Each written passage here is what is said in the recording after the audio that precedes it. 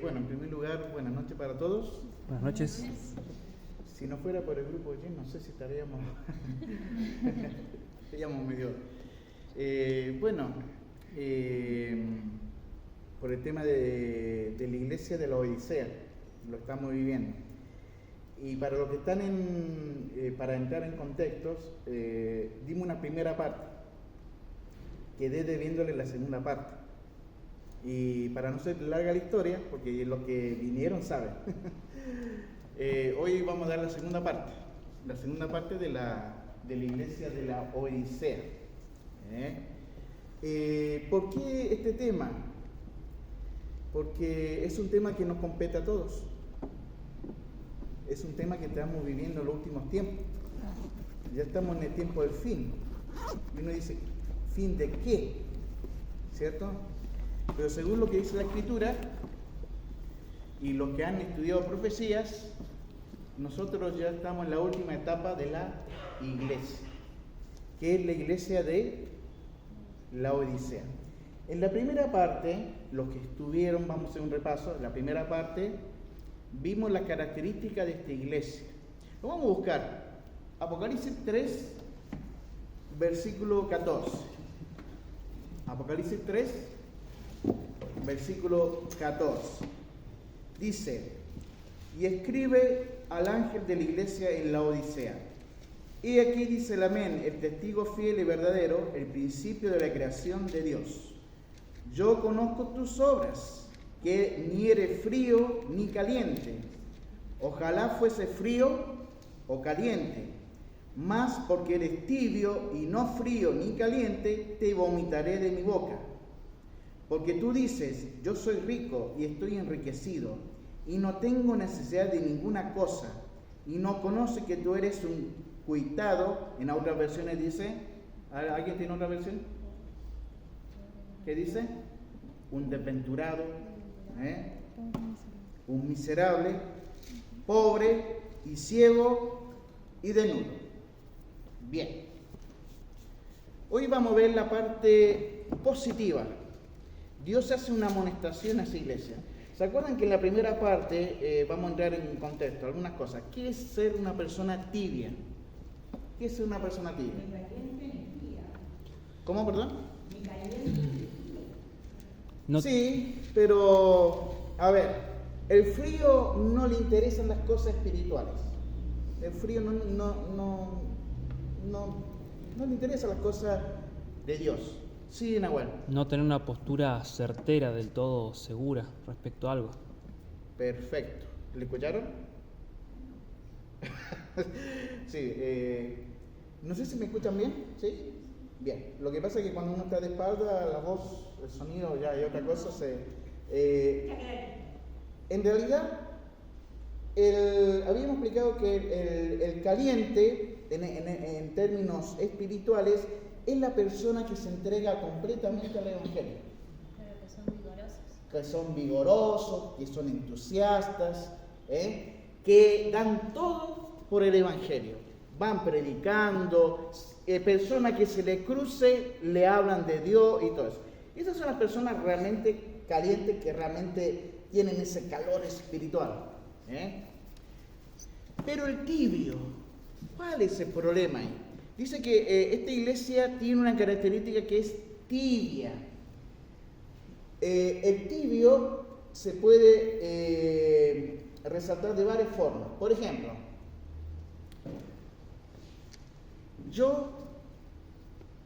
puede ser que esté considerando cosas que el mundo me otorga. Estoy en el mundo, pero después vengo a la iglesia. ¿Sí? O sea, estoy al medio. Estoy entre el mundo y estoy en la parte iglesia, pero estoy al medio. Ese es el tibio. ¿Sí? Habíamos hablado muchas cosas de las características de un tibio, ¿no? Hoy vamos a ver la parte donde Dios nos aconseja. Por eso que a mí me gusta proyectar las cosas, porque es como, a mí me da un método eficaz. Como doy clases en la escuela, los alumnos aprenden mejor, les queda más grabado eso. Entonces, por ejemplo, iglesia, de lo dice. Apocalipsis 3:18 dice, acá viene el consejo de Dios, ¿está? Viene la parte donde Dios nos aconseja, ¿sí? Por tanto, yo te aconsejo que de mí compres oro refinado en fuego, para que seas rico, y vestiduras blancas para vestirte, para que no se descubra la vergüenza de tu desnudez. Y esto tiene un significado espiritual y también literal. ¿Se acuerdan en el huerto de Edén? Cuando Adán y Eva pecaron. ¿Qué pasó? ¿Cómo estaban vestidos Adán y Eva?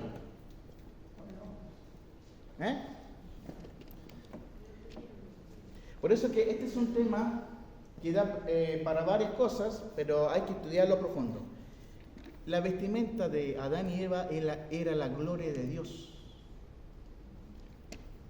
¿Y qué es la gloria de Dios? Entonces uno tiene que investigar eso. No lo vamos a ahondar ahora porque da para muchas cosas y hay que estudiarlo también. Pero cuando ellos pecaron, ¿qué pasó? Se encontraron que estaban... ¿Y quién le enseñó que estaba desnudo? ¿Se acuerdan cuando Dios le hace una pregunta? ¿Quién te enseñó que estabas desnudo? ¿Sí? Y acá vamos a entrar en un tema muy, digamos, áspero en cierta forma, pero es un tema que Dios sí o sí nos tiene que decir a nosotros y también nos corrige. Si no tenemos un espíritu de humildad, de sencillez, no vamos a aceptar la corrección, porque lo contrario de la corrección es el orgullo. ¿Y quién sembró el orgullo en el ser humano? Primero vamos a partir. ¿Dónde se inició el orgullo? ¿En qué personaje? Ahí comenzamos. Entonces, este personaje, Satanás, crea o no crea, existe este personaje. No lo vemos, pero también se siente la presencia de él. Acá no vamos a hablar de Satanás. Acá vamos a hablar de un conflicto que pasa en esta iglesia. Esta iglesia la estamos viviendo nosotros hoy en día. ¿Se entiende? Entonces, Dios nos aconseja que de mí compres oro refinado en fuego, para que seas rico, y vestiduras blancas. Acá vamos a analizar estos conceptos. ¿Qué quiere decir Dios para nosotros que tenemos que realmente comprar oro refinado, ¿no? Y después vestirnos de vestiduras blancas? Mire, una de las cosas maravillosas que Dios tiene para sus hijos, yo estoy hablando de los hijos de Dios, porque también está la otra parte, pero los hijos de Dios, una de las cosas más maravillosas que tiene Dios Padre con nosotros es que Él responde a nuestras oraciones.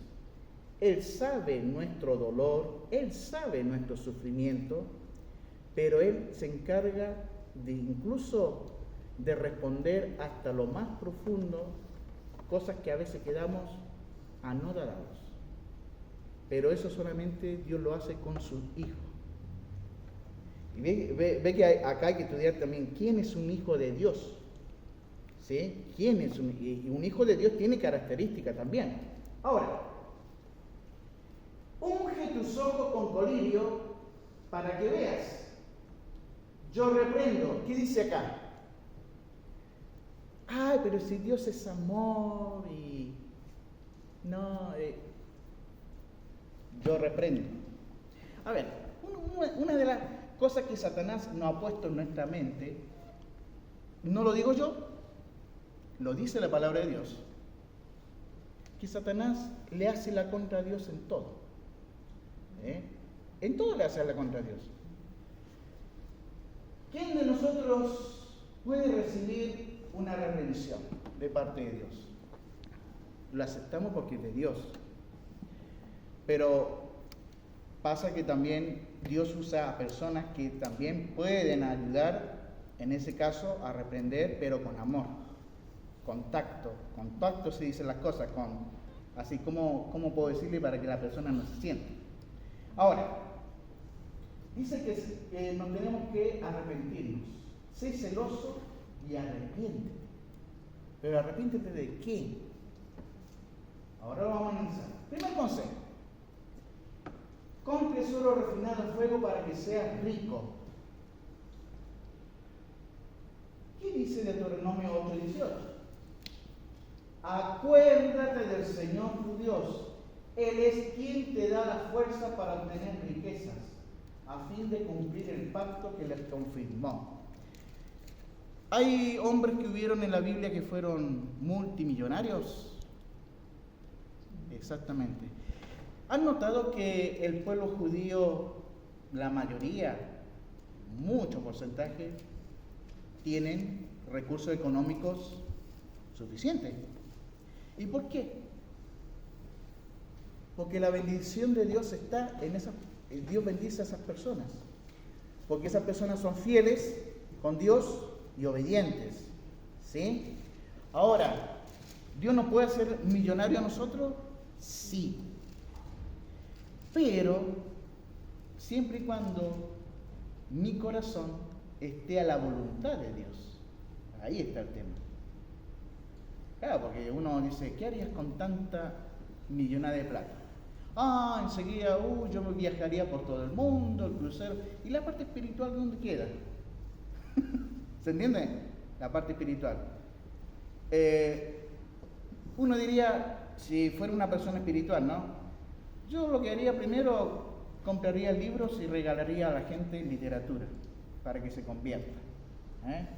Cosas así, ¿no? Siempre pensando en el prójimo, siempre pensando que esa persona tiene que conocer de Dios, porque sabe que si yo no le digo en el momento que de Dios, después Dios me va a preguntar, ¿por qué hiciste por tu prójimo? Ahora, por eso que hay varios pincelazos que hay que estudiar en este caso. Una de las cosas que es la prosperidad material debe ir de la mano con lo espiritual. Eso es muy importante. Pero hay un contrasentido acá.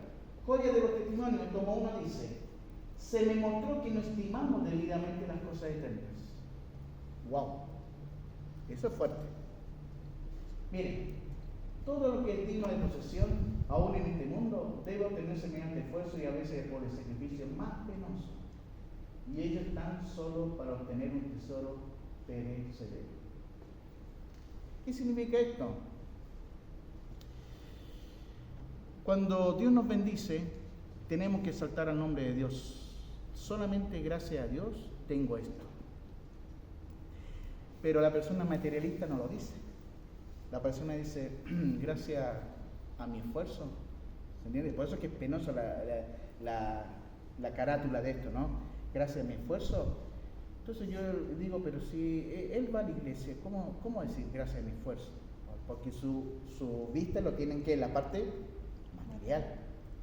¿Se va entendiendo? ¿Sí? Bien. Ahora, ¿estaremos menos dispuestos a soportar conflictos y trabajo y hacer esfuerzos fervientes y grandes sacrificios para obtener un tesoro que es de valor incalculable y una vida que se mide con la del infinito? ¿Estaremos dispuestos a sacrificar cosas, a dejar cosas en nuestra vida? ¿Estaremos? Por eso que la iglesia de la Odisea que acabamos de leer es tibio, ni fu ni fa, al medio. ¿Sí? Entonces, ahí donde viene Dios y le hace ver la condición espiritual que está esta iglesia. Las 7 iglesias, lean las características de cada iglesia. Lean la característica. Hay una iglesia que me apasiona mucho, Filadelfia. Esa iglesia, ¿sabe cómo era la iglesia así? Mirá, no tengo dinero para ir en colectivo, ¿vos me podrías acercar? No hay problema, le digo, yo te acerco, pero incluso yo te voy a regalar una moto. No, ¿en serio? Sí, te regalo una moto. Así de la iglesia de Filadelfia. ¿Qué tal? Hoy en día no se ve eso, ¿no? Porque estamos estamos en otra perspectiva por el tema de... Yo estoy dando un ejemplo para que se entienda, ¿no? Se ayudaban entre ellos, eran unánimes. Sabían la necesidad del otro, estás con dolor, estás con pena, bueno, vení, vamos a conversar y te voy a dar ayuda espiritual, nos vamos a animar, bla, bla, bla, y así de la iglesia de Filadelfia. Pero esta iglesia, la que estamos hoy en día, lamentablemente, tiene esta crisis espiritual. Esto se ve a nivel general en las iglesias. Esto no es como, no lo tomen como un modo de criticar a nadie. No es así. Es que se ve el estado espiritual. Por ejemplo, antiguamente el director de escuela sabática hacía esto. A fin del trimestre decía, acá está la radiografía del trimestre. Miren los hermanos que estudiaron todos los días. Y había un porcentaje, ya a nosotros se nos caía la cara de vergüenza porque, ¿cómo estamos como iglesia? ¿Se entiende? Entonces, es una radiografía espiritual. ¿Cuántos de ustedes oran todos los días? ¿Cuántos de ustedes se consagran todos los días? ¿Cuántos ¿se entiende? Entonces uno tiene que analizar, ¿qué estoy haciendo? Y esto repercute en varios de nosotros. ¿Qué estoy haciendo por la salvación de las otras personas? Por ejemplo, la fe y el amor son tesoros áureos, elementos que faltan en gran manera entre el pueblo de Dios. ¿Falta la fe o no? Dice la Escritura, cuando venga el Hijo del Hombre por segunda vez, ¿hallará fe en la tierra? ¿Hallará fe en la tierra? Me acuerdo que en un grupo pequeño que teníamos años atrás, un hermano pidió en sus pedidos, le pido por favor que yo estoy hace un mes sin trabajo. Y yo le quiero pedir que oren por mí. Bien. Vamos a orar por usted, hermano, para que Dios responda. Ya se estaban yendo los hermanos. Hermano, no lo tomen a personal. Se lo digo sinceramente. Pasa esto. Voy y le digo al hermano, mire hermano, mañana Dios le va a dar un trabajo. Y abrió tremendos ojos. Hermano, mire, ¿sabe cómo su gesto parece que... ¿Usted duda que Dios le va a dar trabajo mañana? Sí, pero... No, es que no hay pero, hermano. Acá donde uno se entrega por completo en las manos de Dios. Y usted va a comprobar que hay un Dios real. Y nos reuníamos una vez a la semana. Siguiente encuentro del grupo pequeño. Y lo dice así el hermano. Quiero agradecer al hermano Grandón, que es mi apellido, porque él me dijo que al otro día Dios me iba a dar trabajo y Dios me dio trabajo, hermanos. Me dio trabajo. Y yo le digo, mire hermano, sinceramente le voy a decir algo, no quiero que se ofenda. Pídale perdón a Dios por su falta de fe y no me agradezca nada a mí.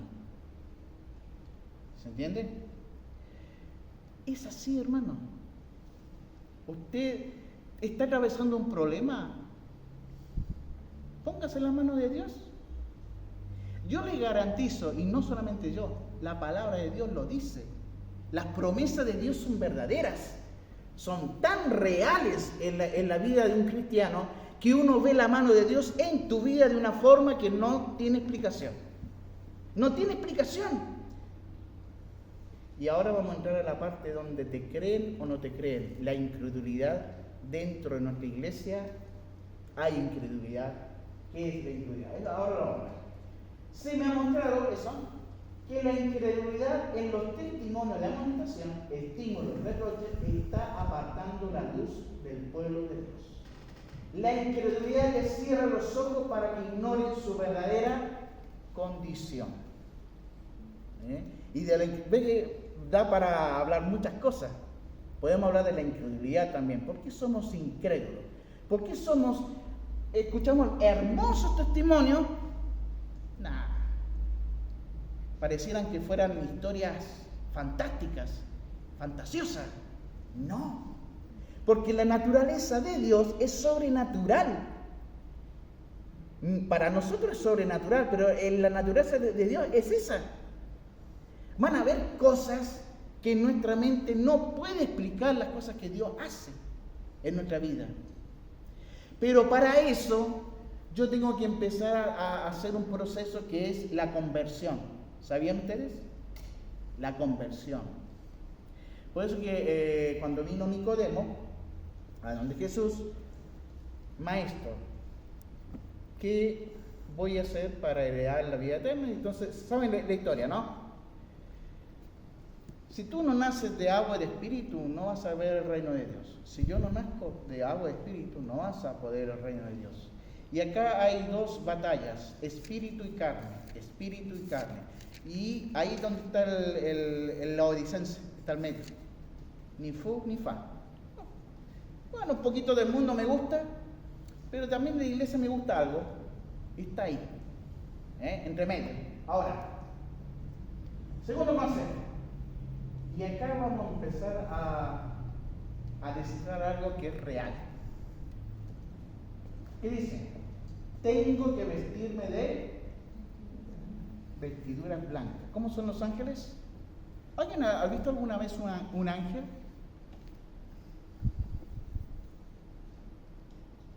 Digan sin... ¿Saben por qué? Pasa esto, Pasa esto. En una iglesia me acuerdo que prediqué, pero no de este tema, prediqué sobre el tema de la incredulidad. El pastor Portes, muy bien. Nahuel dice que sí. O sea, iba a explicar que no un ángel, pero hay una persona que se manifiesta, que te habla, te da un consejo, te orienta, o justo aparece con algo que vos necesitas y vos decís, ¡fua! Dios me mandó un ángel, porque era ese pedido, era ese motivo, esa necesidad, esa urgencia que uno tenía y, Señor, gracias, porque calza justito lo que uno estaba en ese momento precisando, ¿no? Perfecto, muy bien, muchas gracias, Nahuel. ¿Saben que hay un libro, Historia con Ángeles? ¿Lo han leído? Hermoso ese libro. Lean ese libro, hermoso. Anécdotas que pasaron con ángeles, así como Nahuel contaba, pasaron cosas que esto si se lo cuento a alguien, no sé si me van a creer. Ahora, tengo que vestirme de vestidura blanca. En lo personal sí vi a mi ángel, pero duró 3 segundos. Ay, me llegó a emocionar eso. ¿Saben, hermano? Le voy a decir una cosa que pasa dentro de nuestra iglesia. Y esto es real. Y ahí está el tinto. Ahí está el tinto. No creemos.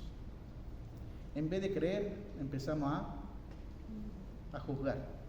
¿O no? No le voy a contar lo que me pasó con mi ángel, pero mi ángel me hizo llorar por algo que yo estaba atravesando. Estaba viviendo algo muy, muy triste. Y mi ángel me dio unas palabras que me sacudió. Yo llegué a llorar incluso. Sabe que cada uno de nosotros tenemos nuestro ángel. El problema es que no lo vemos. Pero yo al ver eso, aclaro esto, yo lo vi, en 3 segundos desapareció. Pero al tiempo me habló, pero no lo vi, pero me habló. Algo que no... Viste que en la palabra de Dios aparece historias de ángeles que hablaron con personas, con profetas. Ahora, Apocalipsis 22:14 dice: benditos son los que lavan sus ropas. A ellos se les permitirá entrar por la puerta de la ciudad y comer del fruto del árbol de la vida. ¿Cómo se entiende esto? Ropas. Lavar la ropa. ¿De qué? ¿Qué cosa tenemos en nuestra vida que contamina y aleja de Dios? ¿Qué cosa? El pecado. El pecado. Bien. El pecado es la suciedad que tenemos en nuestra vida. ¿Se acuerdan cuando, repito, Adán y Eva pecaron? Se encontraron que estaban desnudos. Antes estaban vestidos ¿con qué? Con la gloria de Dios. ¿Se acuerdan cuando Moisés descendió del monte? venía, ¿cómo? Con la gloria de Dios. Con la gloria de Dios, porque había estado 40 días. Resplandecía su rostro. ¿Y a cuánto le gustaría tener una experiencia como esa? Ahora viene Satanás y hace lo contrario. Nos ha metido en la mente, y yo lo he escuchado en varias ocasiones, nos ha metido en la mente esta cosa, esta concepción. Mire lo que hace Satanás. Vos nunca vas a poder ser santo, porque vos sos un pecador. ¿Qué estás haciendo orando? Nada. Vos vas a seguir pecando. Cuando Dios viene, manda a su Hijo, Dios le dice, antes que venga su Hijo, ¿no? Dios le dice al pueblo de Israel, sed santos, como yo soy santos. Yo vengo como ladrón. Bienaventurado el que vela y guarda sus vestiduras, no sea que ande desnudo. O sea que si yo peco, me voy a encontrar en una falta ante Dios. ¿Se entiende? Adán y Eva pecaron y se encontraron ¿qué? Desnudo. Cuando usted está de manera caminando con el Creador a usted lo va a considerar, este es mi hijo, esta persona es recta, como Job y muchos hombres como Enoch, ¿se entiende? Elías, David, una persona íntegra, esta persona anda recta ante los ojos de Dios. Este es mi hijo. Si ustedes leen Job, ¿qué dice Job? Varón, era un varón. Léalo, es Job 1. ¿Qué dice? Yo le hago leer la Biblia porque no son palabras mías. ¿Qué dice Job 1? Ahora alguien que lo tenga y lo lee. 1:1. 1:1. Dice, hubo en tierra de Uz un hombre llamado Job, que era intachable y recto, temeroso de Dios y apartado del mal. Bien, ahí está todo el secreto para ser una persona perfecta. Humanamente no podemos ser perfectos, humanamente no. Pero cuando te pones en las manos de Dios, tu vida va a empezar a cambiar, se va a transformar, va a sacar el odio, la envidia, los celos, los pleitos, las malas palabras, la mala conducta, los malos pensamientos, todo eso se va a eliminar porque estás con el Creador. Amén. Y vos le entregaste tu vida a Dios, en este caso. Por eso que dime con quién anda y te diré quién eres, ¿o no? Entonces, tenemos que tener una vida que realmente refleje a un Dios que estamos adorando en todo tiempo, ¿o no? ¿Sí o no? Lástima que este es un tema que da para muchas cosas.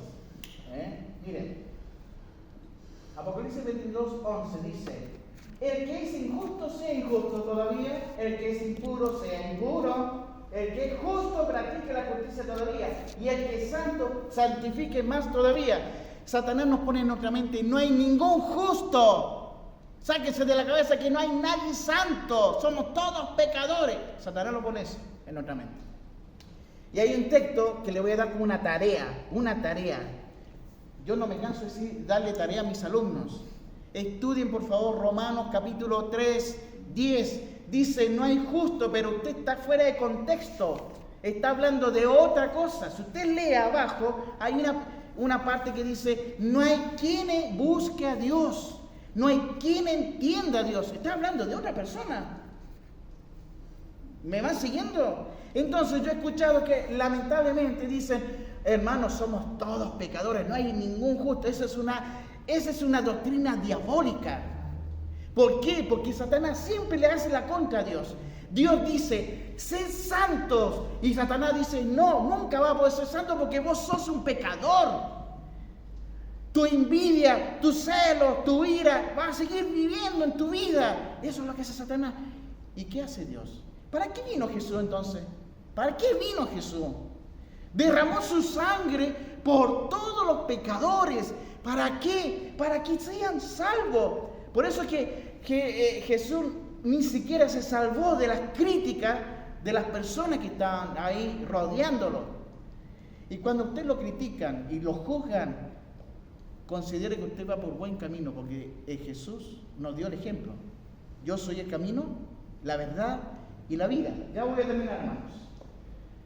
Apocalipsis 21, 27 dice: no entrará en ella cosa sucia o que hace abominación y mentira, sino solamente lo que está escrito en el libro de la vida del Cordero.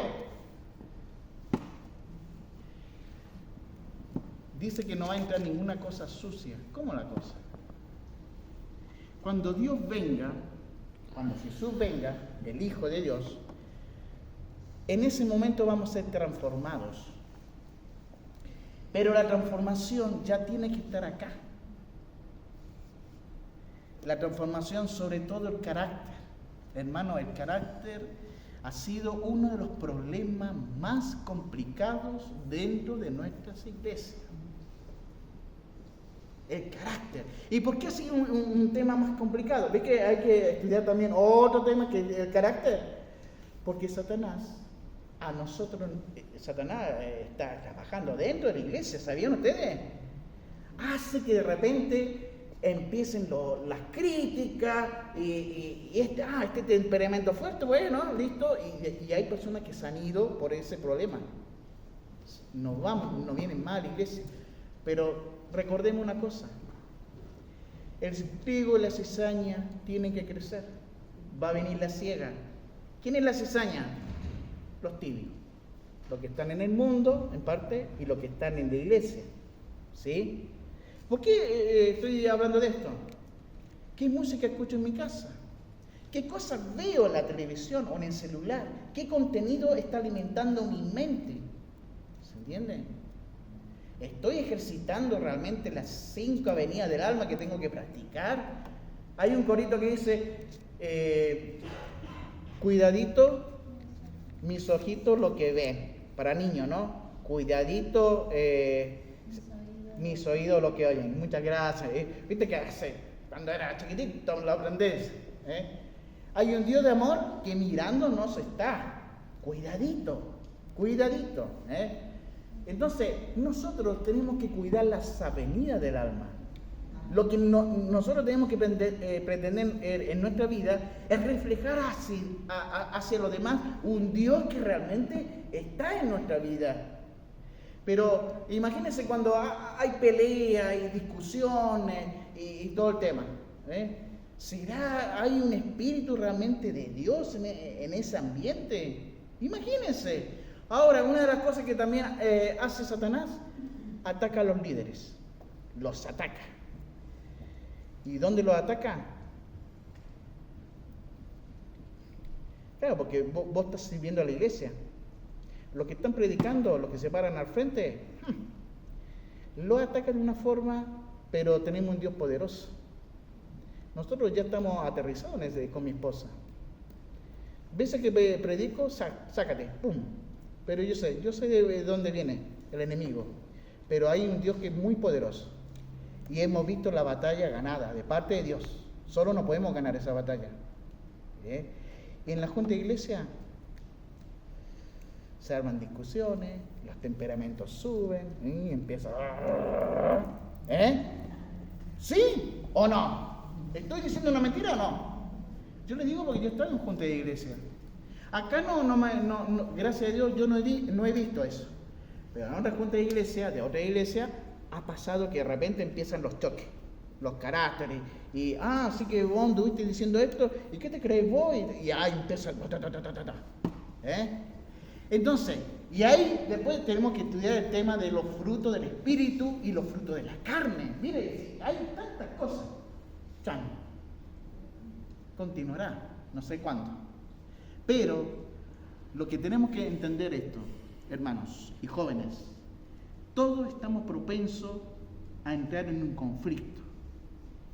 Estamos en un conflicto cósmico, un conflicto que ya, por eso que hay personas que cuando le pasan cosas malas a uno, le echan la culpa a Dios.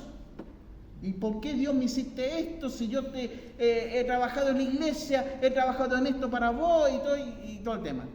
¿Acaso esa persona ha estado en oración continua? ¿Ha estado con su vida personal con Dios? Lamentablemente, ya termino con esto, el enemigo de Dios lamentablemente ha ganado terreno en dos cosas, en dos instituciones que Dios creó. Una es el tema del sábado, que el levantamiento del sábado. Ese es mi día, dedícamelo a mí. Ese es un día espiritual. Lamentablemente caemos también en transgredir ese día, quizá porque posiblemente no nos enseñaron cómo era, desconocemos algunas cosas, yo no lo sabía, no sabía que había que comprar o había que hablar. Es un tema netamente espiritual. Da para muchas cosas hablar del tema del sábado. Y otra institución que lamentablemente se está destruyendo, ¿qué creen ustedes? La familia, el matrimonio.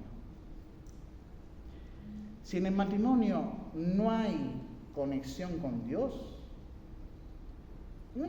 van a empezar a chocar los caracteres.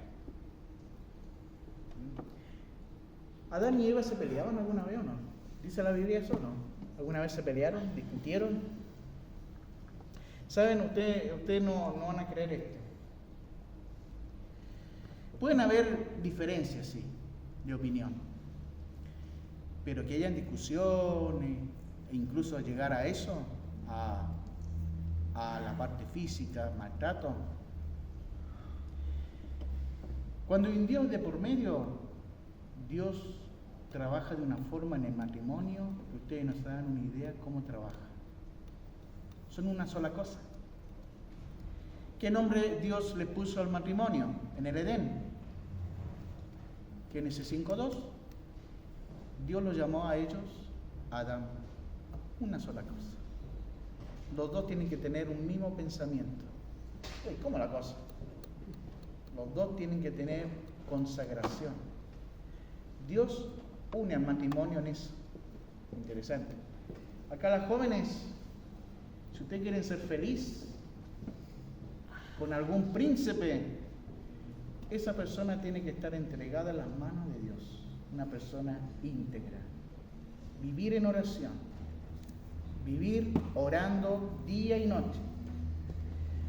Hay mucho para hablar con esto. Pero lo que sí es importante es que nosotros estudiemos esto. Hermanos jóvenes, pídale sabiduría a Dios. Y Dios es el único que le va a dar entendimiento. Que Dios nos acompañe, nos bendiga y bueno, que nos pongamos en la mano de Dios. ¿Saben? Los testimonios son lo mejor para animar a otra persona. Contemos testimonios, hermano, no nos quedemos callados. Contemos testimonios de un Dios real y maravilloso. Amén.